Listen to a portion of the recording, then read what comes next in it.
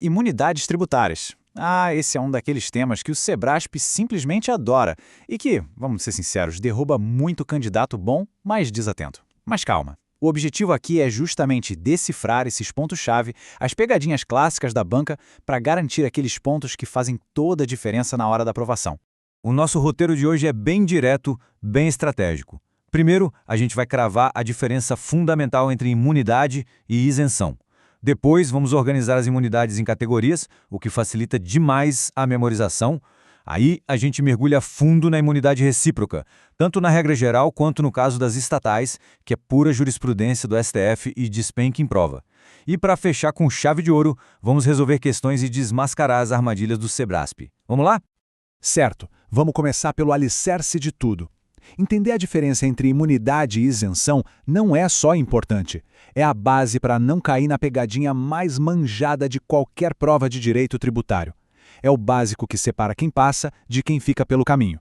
Agora olha só que clareza, a distinção está toda aqui. Pensa assim, imunidade está lá no topo, na Constituição. É uma barreira, uma cláusula pétrea que impede o Estado até mesmo de pensar em criar o tributo. Ela ataca na raiz, ela veda a competência.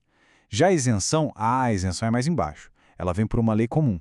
O poder de tributar existe, mas o legislador, por algum motivo, resolve dispensar o pagamento. E pode mudar de ideia depois. O Sebrasp ama inverter isso, então grave.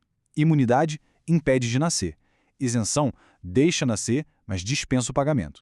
Perfeito. Superado esse primeiro obstáculo, vamos organizar a casa. Classificar as imunidades é uma técnica poderosa para criar um mapa mental. E com esse mapa, na hora da prova, a resolução das questões fica muito mais rápida e segura. E essa tabela aqui é o nosso mapa mental. A gente pode olhar para a imunidade de várias formas. Ela pode ser subjetiva, quando protege uma pessoa ou entidade, tipo a recíproca entre União e Estados, ou objetiva, quando protege uma coisa, tipo livros e jornais. Pode ser geral, para todos os impostos, ou específica. E quanto ao porquê dela existir, pode ser ontológica, que vem de um princípio maior, ou política, uma escolha do poder constituinte. Dominar essa estrutura dá um poder de análise tremendo na hora da prova. Agora sim, vamos para o prato principal. A imunidade mais cobrada, a mais importante de todas, a recíproca. Ela é a base do nosso pacto federativo, e é por isso que o Sebrasp explora cada detalhezinho dela. Então, o ponto crucial está aqui. A imunidade recíproca, lá do artigo 150 da Constituição, proíbe que um ente da federação cobre impostos do outro. E aqui atenção total nessa palavra. Impostos, não é tributos, é só impostos. A banca vai jogar a palavra tributos na questão para tentar induzir ao erro, porque taxas e contribuições, por exemplo, podem ser cobradas. Olha o vivo nisso, hein? E para consolidar o conhecimento, 3 pontos-chave. Primeiro, essa imunidade se estende. Ela não vale só para a União, estados e municípios. O STF já bateu o martelo que vale também para as autarquias e fundações públicas mantidas por eles. Segundo, a razão de ser dela é proteger o equilíbrio da nossa federação, para evitar que um ente sufoque o outro com impostos. E por isso, terceiro ponto, ela é considerada uma cláusula pétrea, não pode ser abolida. Bom, agora o nível sobe um pouco. É aqui que o Sebrasp realmente testa quem está preparado de verdade. Vamos falar das empresas públicas e sociedades de economia mista. A regra geral é uma, mas a jurisprudência do STF criou exceções que são cobradas direto em provas de alto nível. Essa é a grande pergunta que o examinador faz. E a resposta, claro, não é um simples sim ou não. A resposta é depende. E é nesse depende que moram os detalhes que garantem a aprovação. A regra geral, a resposta de partida é um sonoro não. E por quê? Porque essas estatais, em geral, exploram atividade econômica, competindo no mercado com empresas privadas. Se elas tivessem imunidade, seria uma vantagem desleal, uma concorrência injusta, que quebraria o princípio da livre iniciativa. Mas, como quase tudo no direito, tem a exceção.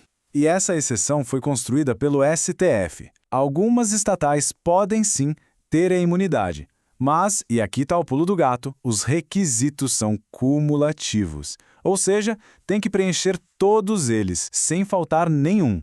E aqui está o checklist definitivo do STF, o passo a passo para matar a questão na prova. Para uma estatal ter imunidade, ela precisa 1. Prestar um serviço público que seja essencial e de prestação obrigatória pelo Estado. 2. Não pode atuar em regime de concorrência.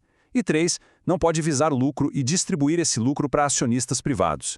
O exemplo clássico é o serviço postal dos Correios.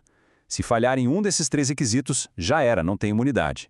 Beleza, já dominamos a teoria, já vimos a jurisprudência, agora vamos para o campo de batalha. Vamos analisar itens reais de provas do Sebrasp para ver como a banca joga e como a gente vai se defender. Olha só essa questão. É a cara do Sebrasp. Pura maldade. A banca descreve direitinho o conceito de imunidade, descreve o conceito de isenção, mas no final ela troca os nomes. É a armadilha mais clássica de todas. Obviamente, o item está errado. A banca inverteu tudo. Quem é a norma negativa de competência, a limitação constitucional, é a imunidade. A isenção é que é o benefício fiscal, a dispensa de pagamento por lei. Viu só como aquele nosso primeiro slide já nos salvou aqui? Agora essa bem recente. Lendo rápido parece certíssima, não é? A União não pode cobrar dos estados e municípios. Mas, cuidado, preste atenção na palavra que muda tudo. E o item está errado. O veneno está na palavra tributo. Como a gente repetiu várias vezes, a imunidade recíproca é só para impostos. A palavra tributo é um gênero que inclui taxas e contribuições, e essas podem ser cobradas. Esse detalhe define a aprovação. Mais uma questão fresquinha, essa afirmação é categórica, é uma generalização. Ela diz que nenhuma estatal pode ter imunidade. Sempre que o Sebrasp usa termos assim, nenhum, nunca, sempre, o alerta tem que acender. Errado! De novo! A banca aqui está ignorando de propósito a exceção que o STF criou e que a gente estudou. Ela ignora o nosso checklist dos 3 requisitos. Se a estatal preenche os 3, ela tem, sim, direito à imunidade.